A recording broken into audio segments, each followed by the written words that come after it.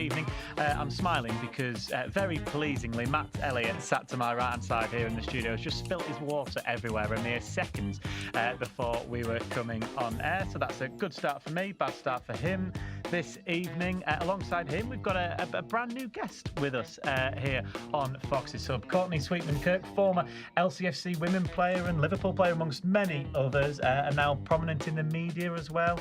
So welcome along to the show. Iwan Roberts, my co-host, joins me as ever via Zoom, but we've got to start with our new guest and say good evening to you and tell us a little bit about yourself. Obviously, you're from Leicester, aren't you? You played for the Foxes as well. Yeah, sort of spent the last 10 years really living out of bags, and as you mentioned, playing for Liverpool and Everton. I don't like to normally mention them in the same sentence, it don't go down very well. But yeah, and playing in the WSL, and last season I was playing for the Blades in the Championship, but Leicester girl at heart, went through the academy, went up to the first team with players like Remy Allen and Rachel Williams. So yeah, it's nice to be home. Yeah, and you are back home now and enjoying life post-retirement? Yeah, loving it. I've actually got some time to myself, so that's always nice. And I've got a little Vizsla puppy at the minute to keep me entertained among the work and the media and stuff like that. I was going to say, you keep time for yourself, but what was it, Friday night you were working, Saturday you were at Old Trafford as well? Yeah, so I'm kept busy, don't get me wrong, that's good for me, because invariably when I've got time to myself I create problems for myself and get self in trouble, as most footballers and former footballers do. So when I'm busy, it's probably better. Yeah, you've definitely got something in common then with the man sat to my right hand side in the studio. Sounds familiar, mate, doesn't it? Yeah. Good evening, Matt. Evening, pal. Yeah, one day I'll get the hang of these bottles of water, isn't it? Every time, certain type. But anyway, never mind. We'll cope. We'll cope. How's Ewan this evening? You all right, son? Not bad, thank you, Matty. Dan, you know what they say? Don't work with kids, don't work with animals, and don't work with Matt Elliott. Yeah, I agree with that. I feel like the 5.5 years I've worked with him is really ageing me, Ewan. Yeah, I do, I'm afraid. I've guided you through, mate. You've learned a lot since you've met me. Yeah. Anyway. You've taken me under your wing a little bit sometimes. You picked up a lot. Nothing to do with journalism, but you've learned about life, son. Right, let's move on very swiftly. Ewan, you would normally be here, obviously, but you join us via Zoom. You're happy with that. You can stay at home. And unfortunately, we've got to talk about another defeat, though, haven't we, at the weekend? We said last week it was an anomaly, speaking about losing to Leeds. But yeah, two in a row is disappointing. It is, especially before the international break. I mean, we always knew there were going to be bumps in the road, a little blips. When you think last season's champions, Burnley, they only lost 3 of their 46 games. Leicester already lost 3. All by the same scoreline, 1-0. Am I concerned that they've gone 2 consecutive games without scoring? Maybe a little bit, I have to say. And I spoke to you Saturday night via a text, and I never thought we'd be saying this season, that Leicester are struggling to score goals, struggling to find the back of the net. Because once again, when you look at the statistics from the Riverside, dominating possession, had more shots, didn't have as many shots on target, granted, had more corners than Middlesbrough, created enough chances. And we had a listener sort of text in a few weeks ago saying that the team wasn't clinical enough. I think that's probably the case in the last couple of games, because they're both of them, Leeds and Middlesbrough, the games that the lads probably should have come away with at least a point. Fair?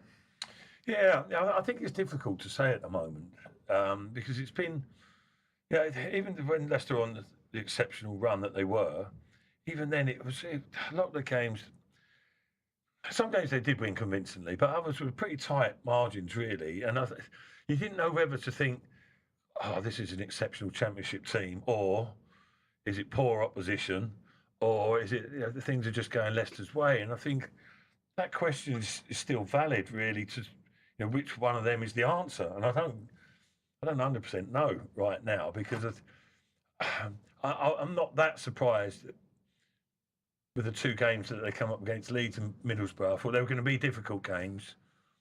And I thought Leicester would perhaps struggle a little bit. Eventually, it was almost too good to be true, the run they were on.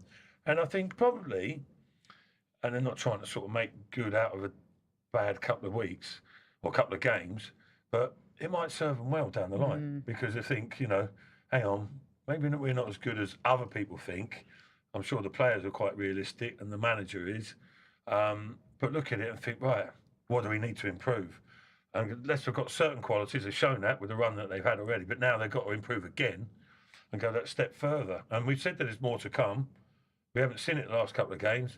Hopefully we'll see it later on the season. It might serve them well. Yeah, and I think you look at the games that they've lost as well. Hull under a senior are doing really well. I know Borough had a poor start, but actually they were performing quite well. Team, yeah. They're a very good team, and again, Leeds will do well in the Championship. And I think it was 3 weeks ago I did the Preston Southampton game, and I know that what Ewan said about the 3 losses, but at that point those 2 teams still had more than Burnley in that point in time, and obviously Leicester are a lot above that, so a lot more wins in there. And I think for me, you've got to understand that there's such a difference in a style of play under Maresca as well, and I think that's always going to take time, and because they've started so well, you've almost forgotten about it a little bit, but it's going to take time. They're going to come up in moments where they've got situations, and because it's a different style of play, a lot of new players, they're not going to be used to certain situations, and yeah, I think there's still a lot of growing to do in this team. So, and also because of the new style of play and the way that the sort of fullbacks come in and add the extra one to the midfield, I think a lot of the opponents at the start of the season were baffled by it a bit. So now that obviously we're, a few games in, and opposition teams are looking at Leicester, there's more analysis. Managers speak, players speak. So teams are probably finding it a little bit easier to play against them. But then that's where they evolve to the next level. And I think I agree with Matt in terms of the way that now, actually, sometimes you like those losses a little bit earlier in the season because they give you a bit of a jolt and think, right, actually, we need to fix up a little bit here. But equally, like I say, those 3 teams are no mugs as well. No, exactly. Yes, all fair points there. And I think I like you by the sounds of it.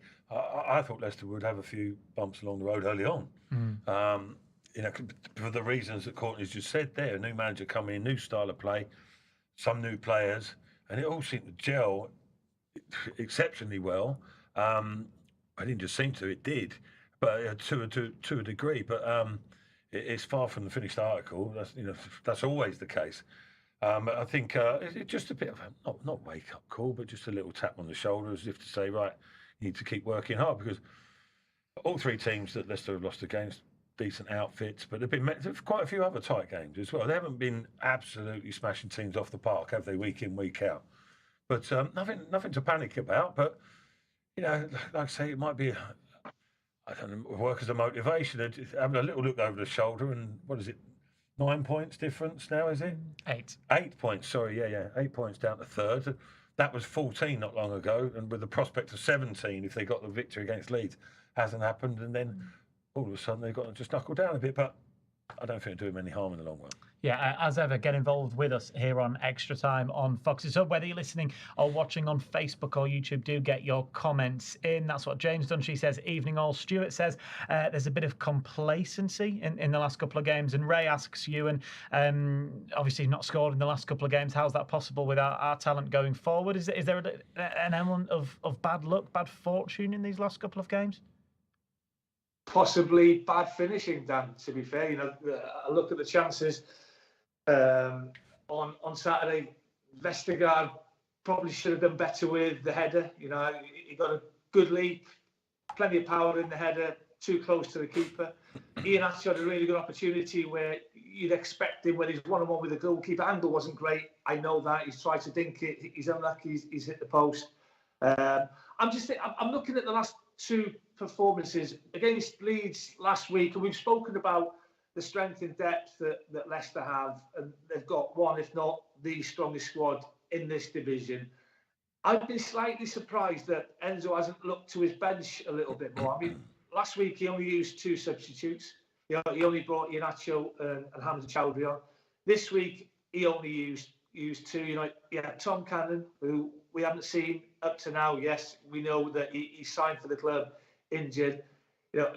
Patson Daka, he was an unused sub on. So I'm just slightly surprised that Enzo hasn't looked to his bench a bit more, especially in these last 2 games where they've been behind, they've been chasing the game, they need a goal, and they've got maybe good options to come off the bench, whereas he hasn't looked. I don't know what you guys think.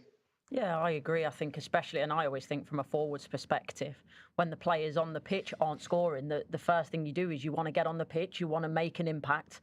And obviously, though, different managers work in different ways. So, maybe that's something the players have got to get used to in terms of Maresca is not going to get to, normally you get to 60 odd minutes and you think, right, if you're not doing well, if you're not winning, if you're not scoring, there's going to come a change. And maybe that's not what his thought process is or his process. So then that's going to be, right, you've got to be doing better in training to make sure that you're starting the next game. But I do agree. But that's, like I say, that's me as a forward, I think, whereas you want to be on the pitch, you want to be making an impact. And I think that's a difficult one because you can only do it so far in training. I think when it comes to a game, it's always very, very different. So I think that the substitutes, especially when, we've got so many to utilise now, I think it's something that probably could be improved on.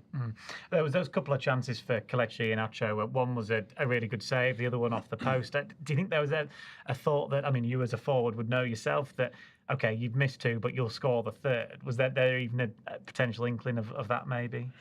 Yeah, look, I think he was still getting in the positions, he wasn't hiding, and I think that's what I always look at as a forward, and it didn't quite fall for him. But I think you've got to get yourself in the positions. When you miss one, you've almost got to have a brain like a goldfish. You've just got to forget about it. That's what the best forwards do. They might miss 2 or 3 chances, but they're making sure that they're scoring the fourth. So I know you don't, whether it be Premier League, Championship, you don't get that many chances, but you've got to operate on that basis that once it's done, you've got to forget about it because you can't let it rule then the rest of your performance. Yeah, just thinking. I thought, firstly, Iwan Roberts I thought he was a little bit unlucky with the second finish attempt. They did well to sort of shrug off the challenge after Ricardo's clever little reverse ball, and I thought it was quite a tight angle. As he dinked it, I thought it was going in, but it hit the post. It just summed it up for a little bit for Kelechi on Saturday. But I'm not sort of overly concerned. Sometimes I don't know. It does frustrate a little bit, doesn't he, Iwan Roberts? You watch him sometimes and you think he looks a little bit disinterested and uncoordinated even at times. But when he's on song, he's capable of extraordinary things. And it's either one or the other more often with Kelechi. So he does get frustrated. It does cause frustration. But going back to the substitutions and that situation, I look at it, I think supporters, again, talking about frustration, look at it, and because Maresca, he's, I was going to say stubborn, it's not necessarily the case, but very persistent with how he wants to play, and it's just like for like as well. Quite process driven, isn't it? The way that he works. The whole way they play, and even substitutions, it's it's like for like, isn't it? I can't remember too many times. It might have happened once or twice that, say, for instance, Vardy and Iwan Roberts are up top. It's late on. It's 15 minutes to go. You need a goal, like they did on Saturday, and there was no real urgency in the play. It carries on the same, doesn't it? Which, can be peculiar for some onlookers, myself included at times. Do you know what I mean? I'm thinking mix it up a little bit, but also with the size of the squad, there is depth there, especially at quality in the Championship. But also, you see a little bit of a pattern with only certain players coming on. Certain. Do you think that's a trust element? Yeah, that's what I mean. I think he's sort of whittling it down to, okay, let's say there's a group of 20 odd to pick from, but it's only like 14 or 15 that. You know that as a player as well. Choices. Sometimes you'll sit on a bench and you'll train well all week, and you just know, for whatever reason, that you're never going to get that opportunity. Yeah, well, you mentioned Daka. Daka's hasn't had a sniff all season, has he? He's been hovering around on the bench. But at the moment, it's sort of McAteer or one of the 2 starting wide boys, more often than not. So there's like variations of that. Iwan Roberts, Vardy, vice versa. There's not. I'm not sure Maresca sees too many match winners coming on other than those players. Well, we saw on the bench for the first time this season Tom Cannon as well. You and of course new signing. He'll be one when he proves his in the fitness, summer. So hopefully he's going to be an option moving forward for the Foxes. And a shame we've still not really been able to see him, but it's good now, I suppose, the international break for him. He can have another couple of weeks to fully recover. Well, when you think, Dan, there's 2 games left in November. Watford at home, which will be really tough because they're on a good run, and then Sheffield Wednesday away, which, let's be honest, the lads should be beaten. And then you come to the busiest month of the season. You've got 7 games in December. Everybody's going to be needed. I won't be surprised if we see quite a bit of Tom Cannon. I saw quite a bit of him. We've spoken before about Tom Cannon. I saw quite a bit of him at Preston last season. Big, strong, powerful centre forward. He's got that bit of pace about him, but he can score all types of goals. That's what impressed me. And he'll be a welcomed addition to the football club. And I'm sure he's chomping at the bit to make his debut, but maybe he's got to be sort of, how do you say, sort of looked after a little bit, because he's had a bad injury, and I'm sure when the medical staff thinks he's sort of physically and mentally ready to go, I'm sure we'll see plenty of him, and hopefully he can score the goals that he did at Preston last season for Norwich this season. I mean, thinking about Saturday, it's still taken an unbelievable strike, an unbelievable goal to beat Leicester. I mean, it was a fantastic free kick from Sam Greenwood, and it's one of those where I don't think Middlesbrough really wanted the free kick, did they? I know I've got a bit off piece here. I don't think Middlesbrough wanted the free kick. They thought there was an advantage to be had. It was the referee's decision, because he was going to book Hamza for that reckless challenge. But, fair play to Sam Greenwood. It was a fantastic free kick. Yeah, and I think that's where you've got to look at it for the majority of the game. And are you making it difficult for opponents? And it's that old adage, if you can't win, don't lose. And I think up until that point, I don't think you really thought that Middlesbrough were going to take a massive advantage. Yes, it took a wonderful free kick, and I know that's hard because you want to take away the point. But when you're looking at it, when you're going away to the Riverside, that's not an easy place to go. Sometimes you've got to look at it from a little bit of afar, a little bit pragmatically, and say, look, if we can give as good as we get and go close and be undone by something spectacular, then yes, it's not ideal. But you look at, you look at the games coming up. Watford's going to be difficult. Sheffield Wednesday at Hillsborough. See, I've seen both sides of them. I've seen them be absolutely terrible there, and I've seen them get their only win of the season there, and they were actually look quite good. So you don't know what they're going to get. But I think I agree in terms of bringing a player back from injury. You've got to proceed with caution. You've got to make sure that they'll be managing his minutes. He won't just be thrown straight in. But I like Tom Cannon. Watched a lot of him last season as well. Yeah, you'd think he'd be desperate, wouldn't he? Now, signing for a new club, he'd be desperate to play anyway. But then to have an injury must have been so frustrating for him. Yeah, you're desperate to play, but equally, I think it's always the medical staff's job. I was the same when I broke my leg. I wanted to come back. I was ready in my head to come back earlier, but they had to sort of bring me back a little bit and bring me down to earth. And it's probably the right thing, because I probably would have come back and got injured again. So there's got to be that balance of coming back at the right time, so you don't reoccur, have a whether it's the same injury or a reoccurrence of a different injury because your body's not strong enough yet. Yeah, you're looking at me, Batesy. What you want me to comment on? Very rarely had injuries, though, did you? Well, I was going to say I was quite lucky, touch wood. He's just dished him out, Dan. He's just dished him out, mate. Caused a few. Was it? He's still bitter, Courtney, because I broke 3 of his ribs a few years ago when we played against each other. It was a mistake, son. Sorry. It was meant to be 4. But I'm not speaking from a particularly advantageous position in terms of, eagerly coming back. But I had minor injuries, etc. And you still, it's horrible, isn't it, when you're sitting there in the gym, aren't you? Watching everyone else. Yeah, especially a new club. Like, it's coming.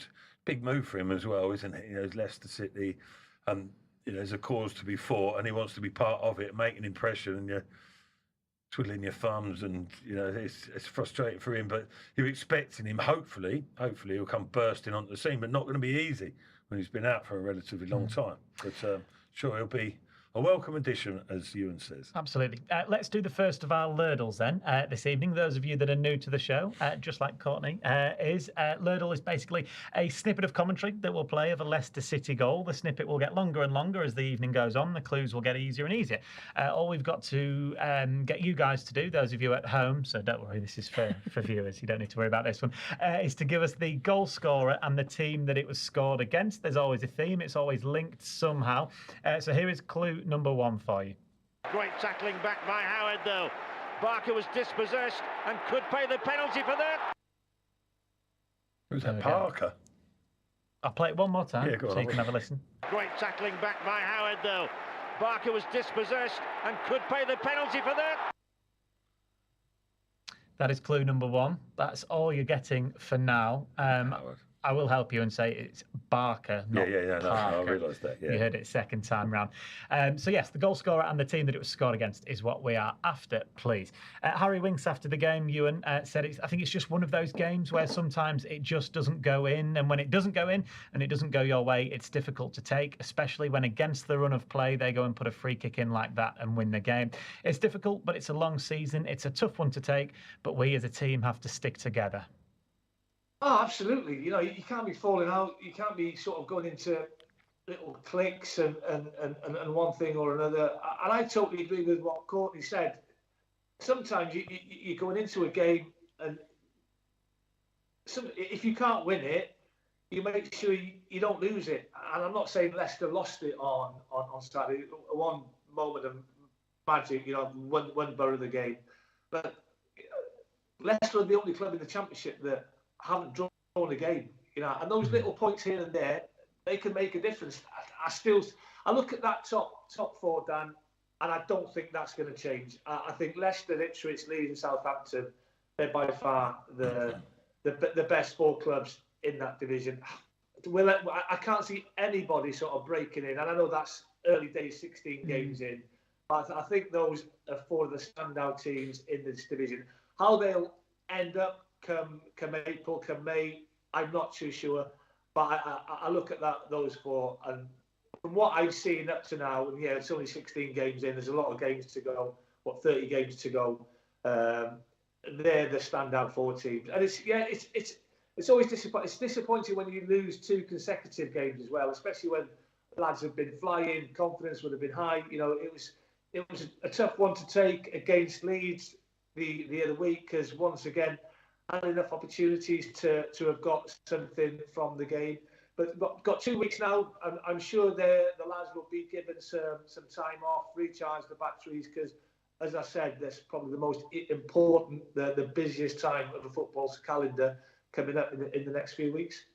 Yeah, it's one of those, isn't it? Christmas, obviously, it's great for the fans, for the players, not so much because you're battered physically. But I think as well, then we're speaking about Tom Cannon and him, potentially coming into the fray at an important time, adding another body. I think, yeah, you never want to lose two games back to back. But as I said, you've got to look at the opposition and know that was always going to be tough. And you've got to make sure that obviously come December, early January, that's when that's really, I know you've got the business end of the season at the end of the season. But for me, I always think I look at the teams in that sort of time, and that's when it really shapes up. That's when you can really tell come the end of the season who's going to be where, because it's such an important time.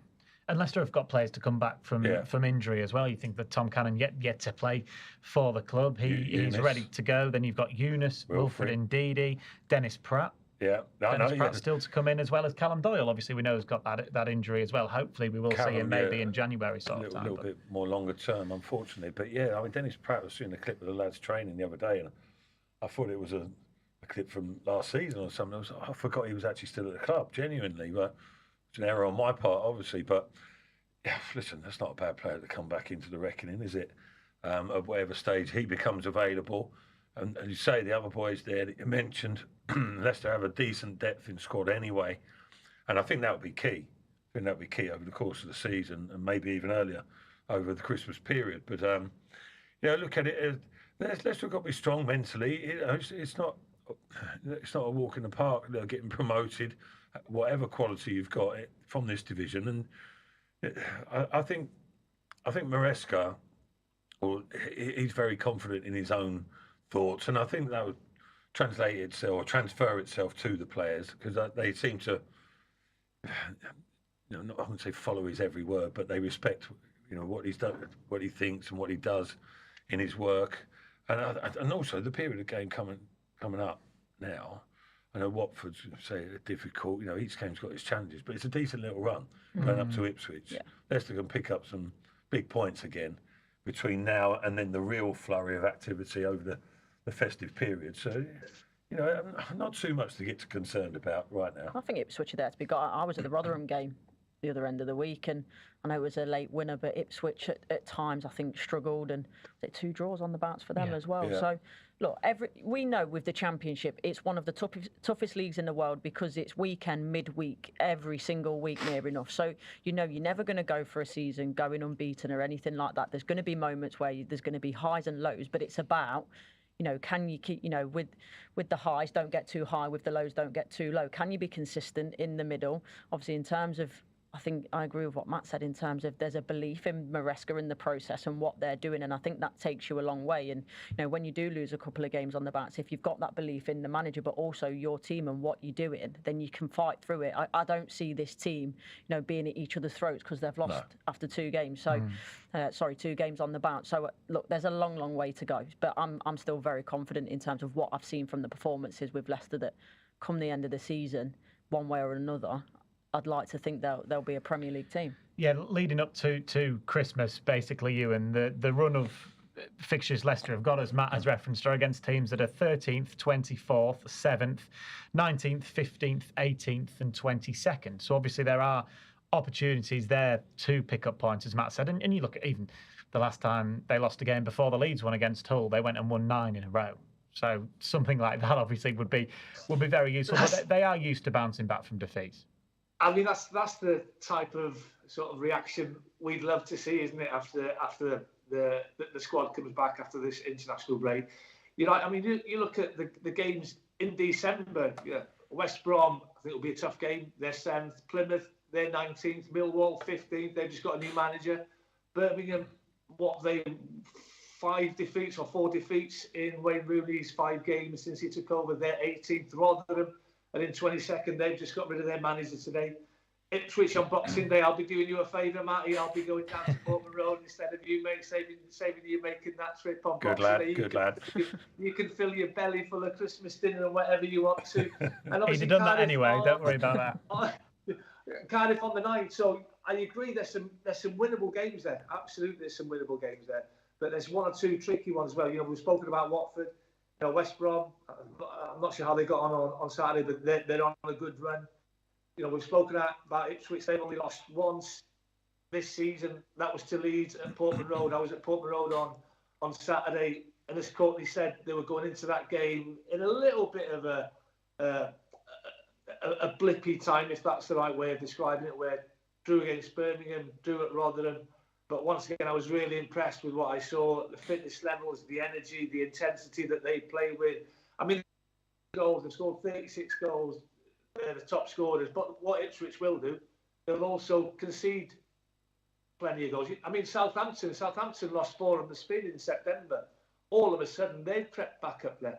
But, you know, once again, their defensive record is awful. And we've spoken about the lack of goals in the last 2 games. We have to give the team credit, because you look at the defensive record, Dan, and yeah, Leicester have got the best defensive record in the division. I don't think they've conceded more than 1 goal in the game this season, in the 16. That's an outstanding record. It really, really is. Because one of my concerns going into this season, I thought, there's goals in the team. If you look at the defensive record last season in the Premier League, it's probably what got the club relegated to the Championship. That was my concern. But defensively, the team's been sound. 10 conceded in 16 games, as Ewan rightly says. No more than 1 in any of their games, which is, I guess, probably another frustration that the 3 games then they have lost have all been by a goal to 0. Yeah, it is, but I think you look at it conversely in the other way, and I always thought if I've got a good defence behind me, I think that made the forwards more confident, because you knew that, you know, if you got 1 goal or you got a couple of goals, that you'd think that the team can hold on to it. There's nothing worse than being a forward and thinking we're going to have to score about 3 goals today because the defence are going to let at least 2 in. So I think building on that strong foundation is very important.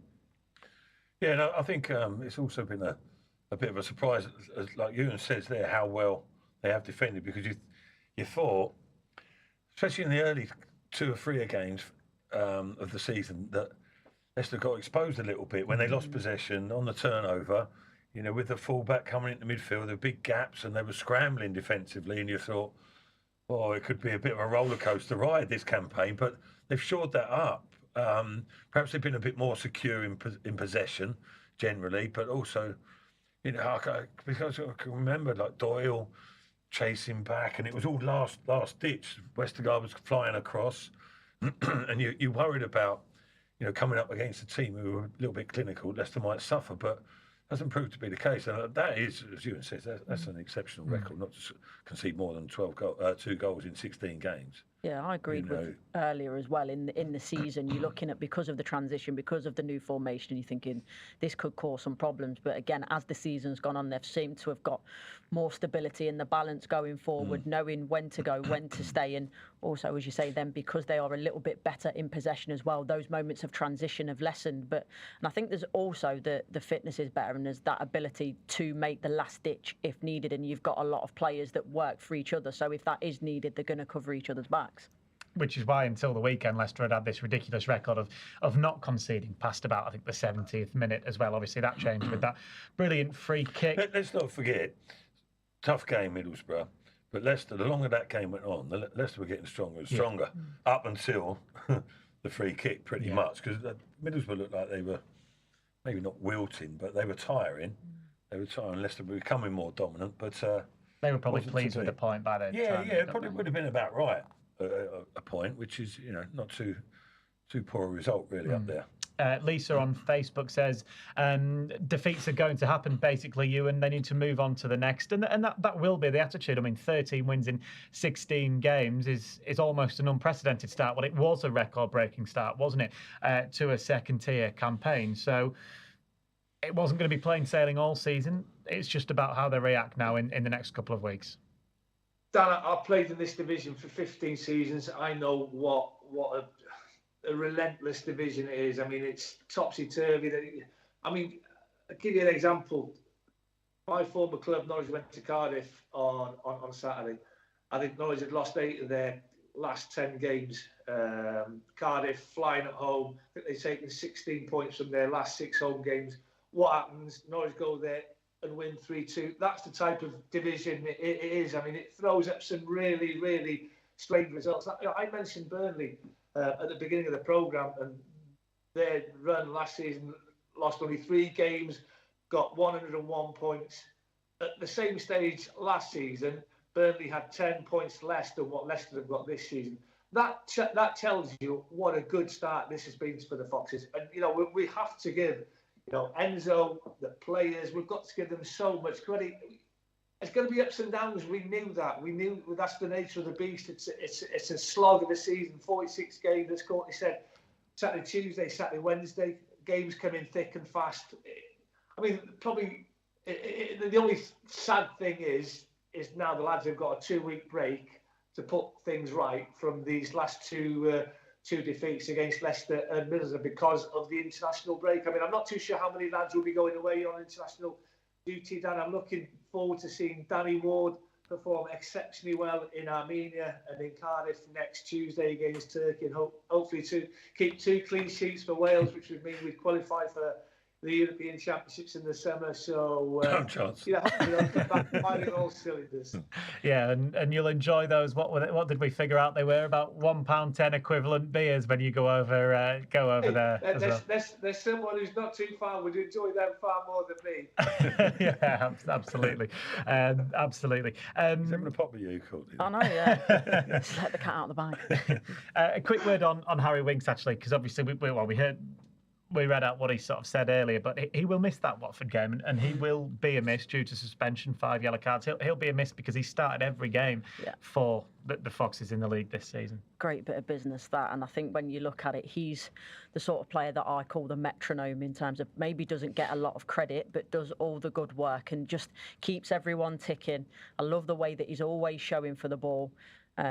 His positional, sort of defensive positional sense as well, I've got a lot of time for, and he just keeps everything ticking. He's always going forward on the half turn, and I just think when you look at that as a piece of business and getting a player in like that of that calibre, I think it's absolutely massive, and he will be missed. But again, this is where you've got to realise throughout the season that's going to happen. Suspensions, injuries, and it's great. This is why we love football, and we get carried away, whether it be pundits, fans, because you're sitting there going, can't believe they lost 2 games on the bounce. But if you'd have given, everyone the points tally and winning that many games at this point, I'm sure everyone, even the players, would have bitten your hand off. So, but that's just because we get so engrossed in it. So, but sometimes you've got to learn as well to live without your best players. It's not easy, and you never want to do that. But there are going to be situations where you're not going to be able to call on your full complement of players. So it's important that you know how to play without them. Yeah, he's been a mainstay, hasn't he? And Leicester need to be able to cope, as Courtney mentions there, without Winks, whether it be just resting him to get the full effectiveness out of him anyway, or injury suspensions, as it happens, that is the case. But there isn't anyone, I suppose, who is like for like. Yeah, who plays Harry that Winks. role against Watford? Well, as it stands at the moment, I mean, you're probably thinking, because I'm thinking players that would go alongside and sort of pair up in midfield with him as fullbacks. At the moment, you're talking Pereira, really, aren't you? Ricardo, I would say. And then, is it Hamza popping in there and playing right back and linking up like that? And then maybe Wilf back from injury, hopefully. If Wilfred's there, of course, yeah, he could play something like that role, because Wilfred that he used to be was something like that sort of player, although not so confident on the ball. But you've got to be ultra reliable though in that position. And at times that was sort of, say, Wilfred's downfall, but he's a little bit not too dependable on time, giving the ball away in vital areas. But yeah, a little test for Leicester, isn't it? But Harry Winks, yeah, he's been. Well, the fact, I don't really need to make any point about it. The fact that he plays week in, week out shows you how important he is. Absolutely. Right, let's do clue number 2 for our ladle then this evening. A reminder, we're looking for the goal scorer and the team that it was scored against in this little clip of commentary. Great tackling back by Howard, though. Barker was dispossessed and could pay the penalty for that. There's an opportunity here, and he doesn't miss those. The goal from Andy. There's a little bit of a hint there at the end of clue number 2. I'll play it for you one more time. Great tackling back by Howard, though. Barker was dispossessed and could pay the penalty for that. There's an opportunity here, and he doesn't miss those. The goal from Andy. So there's your clue. We need the goal scorer and the team that it was scored against. We'll play 2 more snippets of that a little bit later on in the show. Iwan Roberts. Just for your help, so there's normally a link between the goal and what's occurring at this time of season or whatever. Well, I think Ewan's got it. He's texted me, yeah, the goal scorer and the team that it was against. He always does his research there, Matt, which is one thing you don't do. So maybe if you'd have done a little bit of looking on social media. My encyclopedia's up there, mate. Absolutely. Well, this is the part of the show where we hand the reins over to our co-host then, Iwan Roberts, because we are going to go globetrotting. Take it away, mate. Yeah, like what was it? Last week we went to Rio de Janeiro at the Copa Libertadores final between Boca Juniors and Fluminense. This week I'm going to take you to the heights of the Hitchin Sunday League Division 1 and a game between Chelsea Rovers and a pub in Cambridge. I can't say the name because what is it? It's nearly 7:15. There might be kids listening, so I can't say the name of the pub. I think you might be able to guess what it's called. Anyway, the game finished 5-4, and there was an unbelievable goal from a lad called Charlie Unwin. I mean, Dan, I'm sure will have shown you the clip. He sort of backheeled it with so much power from about 12 yards. He's got his back to goal. It's similar to the Oliver Giroud, but for me 100 times better. If Messi had done it, if Ronaldo had done it, honestly, they would be showing this goal for years to come. How he's generated so much power into the goal, I do not know. And it just goes to show the quality that you can find in non-league football. I mean, I've never seen anything like it in a Sunday League Division 1 game. Not that I've watched that many. I mean, can you remember Dennis Law's back heel against Man U in the 73-74 season? Yeah. Seen clips of it. Yeah, and I think that, I mean, that's the one that springs to my mind. And he signed for Man City from Man U. I think that goal relegated Man U to the old second division. I mean, that's the one that springs out in my mind, and a cheeky little back heel. I don't know if you in the studio, the three of you, can think of any more. Well, just seen a replay of it on Bates's laptop there, but I think the fact that he's tried it is because he's too heavy to jump and head it. He thought, "Sod it, I'll try an old back heel swing," but what a connection, wasn't it? Yeah. Where can we get to see this, Batesy? Anywhere on social media. So the team are called Chels Rovers. So if you just type in CHELLS Rovers into Google, it'll come up because it's been absolutely everywhere today. So who are they playing? Just a random pub team, Matt. I'm not sure. Somewhere in Hitchin, they can do their own Googling again. But I mean, Type of chicken. What a Sunday afternoon he must have spent, probably in one of those pubs, actually, to be fair, celebrating that. And they won 5-4. I think that was the winner as well, Ewan. Unbelievable. Well, It's unreal. It's got a bit of Ibrahimovic about it, I think. It's that sort of, shout. trying that, to getting the power in it. So I'd have been proud of that. Yeah, you're not wrong. I'd been proud of getting up on a Sunday morning at that time. Remember, we always try and get one Leicester link, and it's not really the same type of goal. But I always think of Vardy when he flicks the ball. He uses Through one his leg legs, behind. like Zola. Yeah, he did it near against post. Man City, obviously, didn't he? And Did it for England? The 5-2. Did it for England against Germany. That was the best one for England, wasn't it? Yeah. It's a different type of finish to that, though, isn't it? You're misleading The the public. audience. I am. Yes. Well, but, Olivier Giroud's the one. Giroud. What do they call it? Scorpion kick? But the original scorpion Scorpion kick kick, yeah. was the goalkeeper, wasn't it, for Colombia, Ewan? What's his name, basically? Higuita. Yeah. Higuita, yeah. Just did it off the cuff for no reason. He used to save at them, all, didn't he? He used to save them. Yeah, but it lets you go over his head, didn't he? Double Yeah. foot flap or Did it at whatever you Wembley, call didn't it. he? But, pardon? Did it at Wembley against England. Yeah, that's right. Yeah, I remember seeing it as a wee lad. There you go. Have you seen that one? Yes, I Yeah. have. Yes. You've seen that one, Courtney? Yeah. Rather than Look, just simply catching it. Yeah. Yeah. Yeah. Lunatic. I mean, you scored a lot of goals in your career, both you and Courtney. You got a few, Matt. But were any of yours ever remotely even close to what that fella managed? Nowhere near. I think there was there's a couple of overhead kicks in there and a couple of decent volleys, but I just loved the tapping. It didn't matter how it went in for me. It could have gone off the side of my face. As long as it went in, I weren't bothered.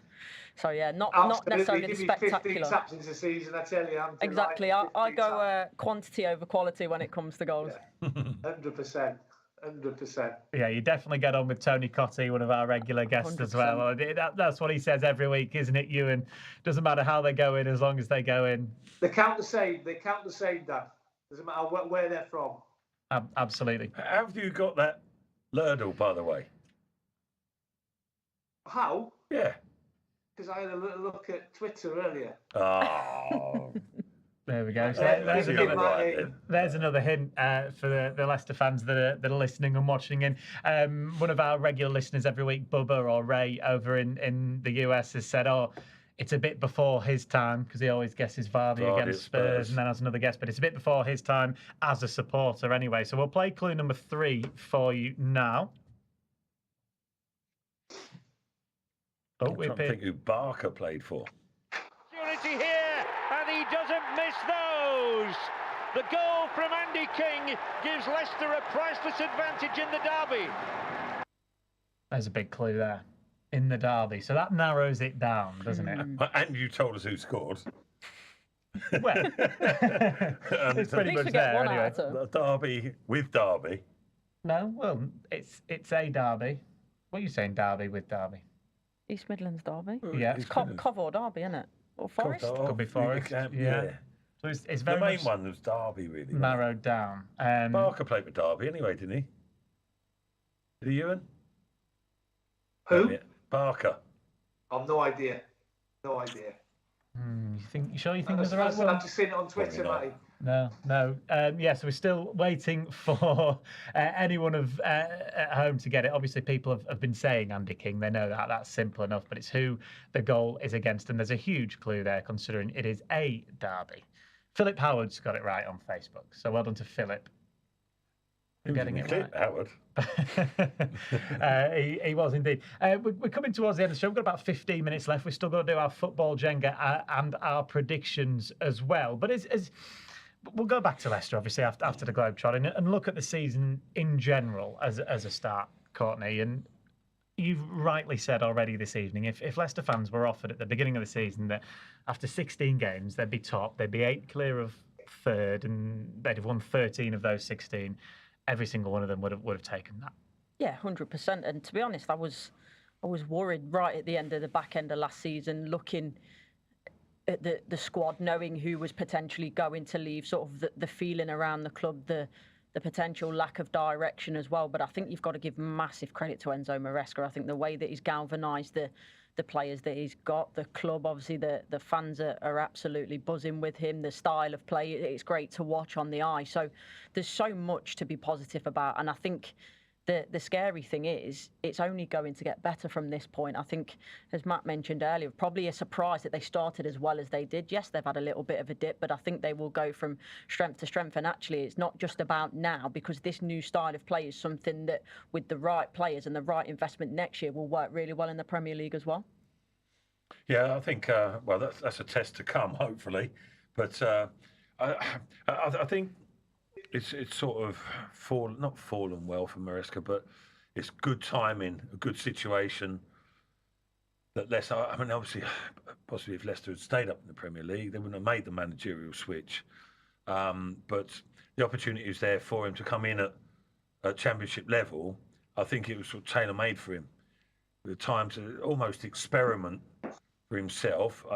It's a little bit more secure than an experiment, but, you know, no one was guaranteed what was going to happen, and it has come together exceptionally well. But if that had been in the Premier League, it's another test altogether, isn't it? Yeah. And I think we've seen evidence of that with Leicester, albeit, you know, it was in the cup competition. There were a few changes made by both teams. But coming up against Liverpool, it was different kettle of fish trying to play how they do now against such opposition.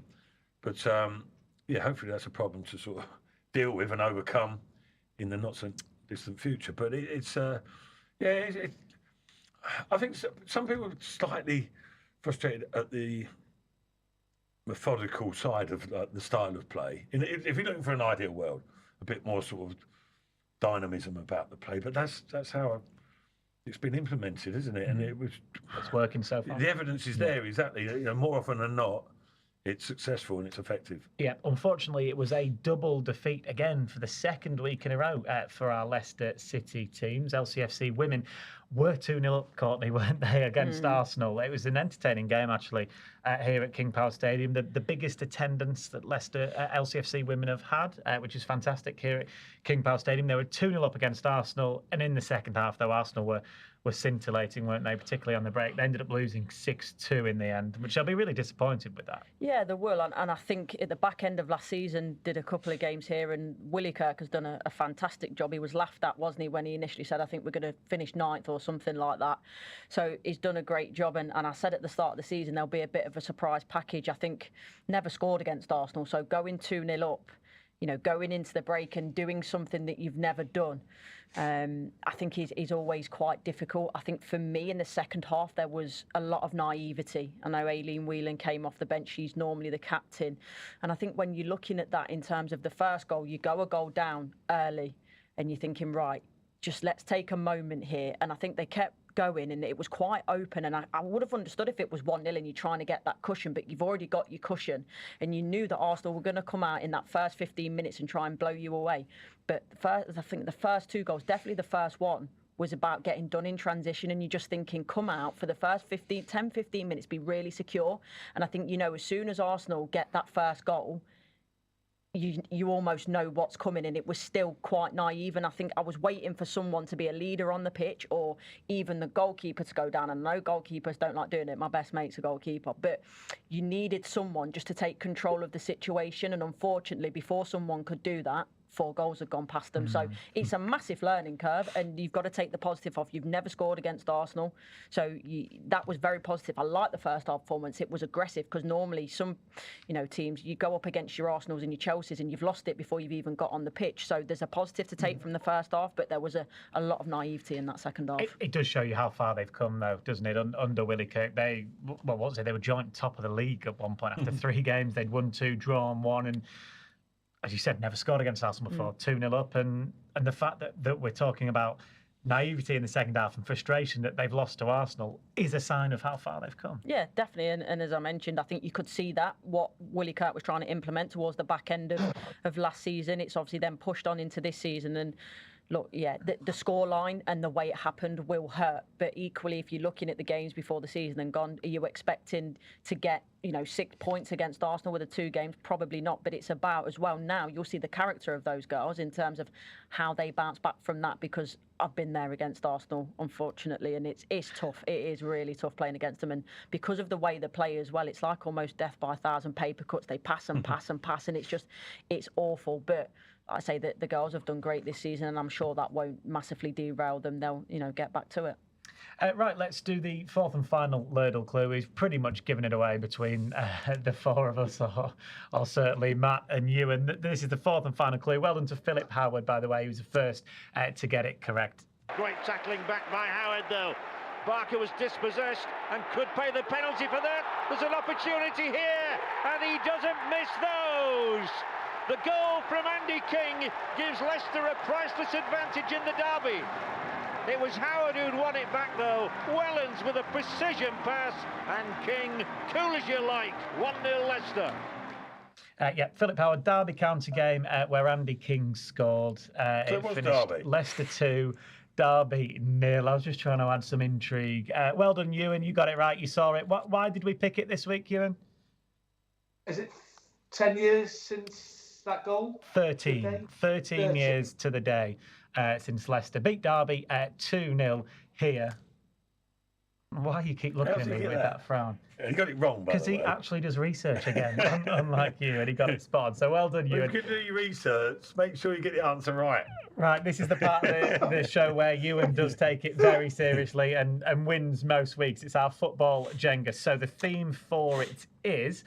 And again, Courtney, you're new to the show, so I'll very quickly do an explainer of how this will work. We'll get a theme, which I'll read out in just a moment. We've each got to take it in turns to do an answer on it. So the theme this week is name any team to have won this weekend and Friday included in England's top 4 divisions. So in England's top 4 divisions, any team that won over the weekend, there are 37 correct answers. Right, you 3 have got a bit of a head start. You can start writing some down as I've got to quickly rattle through the predictions that we've done. So, ahead of every game week, myself, Tony Cotty, Matt/Jerry and Ewan put some predictions in for 5 games across the weekend. If you get the result right, you get a point. If you get it spot on, you get all 3 points. No one gets one there because nobody predicted a Preston win away at Blackburn. There's one answer for you to write down, you guys. Sunderland 3, Birmingham 1. There is a point for myself and for Ewan. That's another one for us all to write down there. Whoever can get these ones in first. Coventry 0, Stoke 0. I'm the only person to get a point in that one. I said 2-2. It finished 0-0. Southampton 2, West Brom 1. I got that one spot on. 3 points for me. It seems like I'm having a good week here. Ewan and Matt both said 2-2. Not quite. Tony said 2-0, so he gets 1 point. And then Leeds 2, Plymouth 1. It's a point for everybody in that one. They all predicted a Leeds win. Nobody said it would be 2-1 though. Let's see what that's done for the table, and we can leave that on for a few more seconds longer than what we have been this season. It's the first time that I am top of the league there, so I'm very happy. Iwan Roberts still at the foot of the table, Ewan.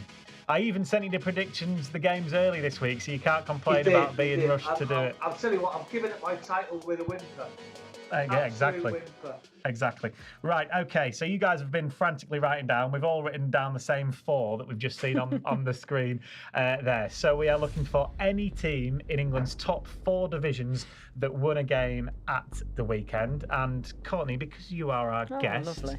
You can go first for us, please. A reminder, if you say one that's wrong, you're out. And if you repeat one that's already been said, you are out as well. So, take it away. Manchester United. Who? Me? No, it's me. We're just waiting for the ding. There we go. There's the ding. I will go next. I will say Arsenal.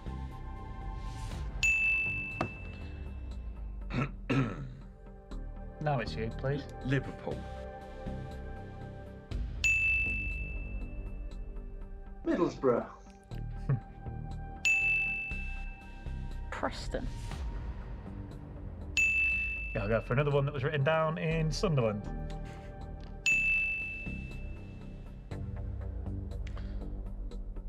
I've written something down. I can't even read it. There's a scribbled it. I'll save that one for later, hopefully. Leeds. Everton. Norwich.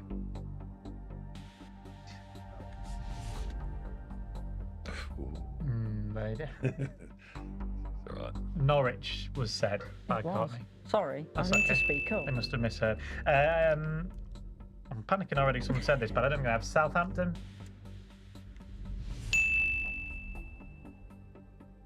West Ham. Wolverhampton Wanderers.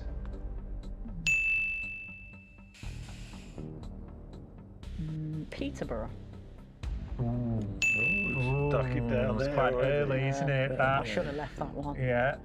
Is that a sign of panic? Yeah. I'm going to go Aston Villa. Oh, no. Ipswich. Watford.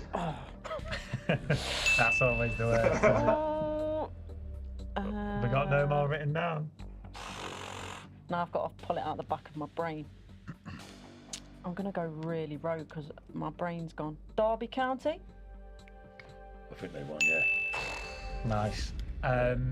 Millwall. Ah, Batesy, man, killed me. That's what I thought you was going to get caught. We was talking about that earlier, weren't we? That's how I got that Yeah. one, by the way. Yeah, I've got to chuck one out now as well. There's got to be some more Premier League, isn't there? A few draws, isn't there?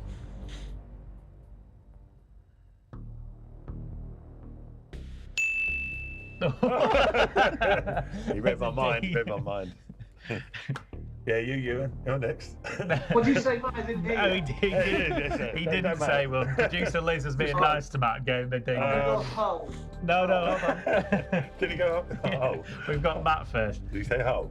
Yeah, but you're not saying that. No, but I'll let him off. Right, I'm struggling a bit. Hang on. Got to be a time limit on this show. I know. Yeah, you're not wrong. Yeah, 5 Have seconds, I missed Matt. any Premier League? Anyway, whatever. 4, 3. Barnsley. That's unfortunate. Right, Ewan. I say Hull. There we go. I'll There's say 3 of us left. I'll You've say- had a bit of time there. Matt Yeah. stalled for you to write some down. Bournemouth. Oh, yeah, cool. Yeah, good Newcastle, shout. wasn't it? Stevenage. No, I'm struggling. Wrexham. I think Ewan's got it nailed. I think so. Yeah. Notts County?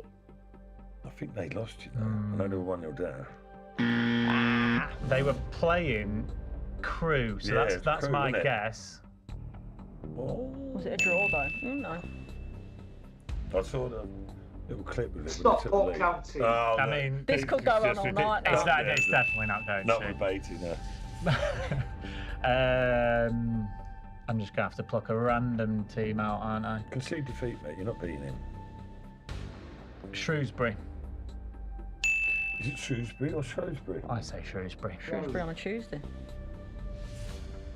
I'm going to go for Matty's old team, Oxford City. Oxford United. Oxford Oh, United. be That's careful. it. Yeah. That's wrong. That's wrong. Oh, United. I'm struggling. Yeah, Oxford won, didn't they? He knew that. I'll just word association. Cambridge.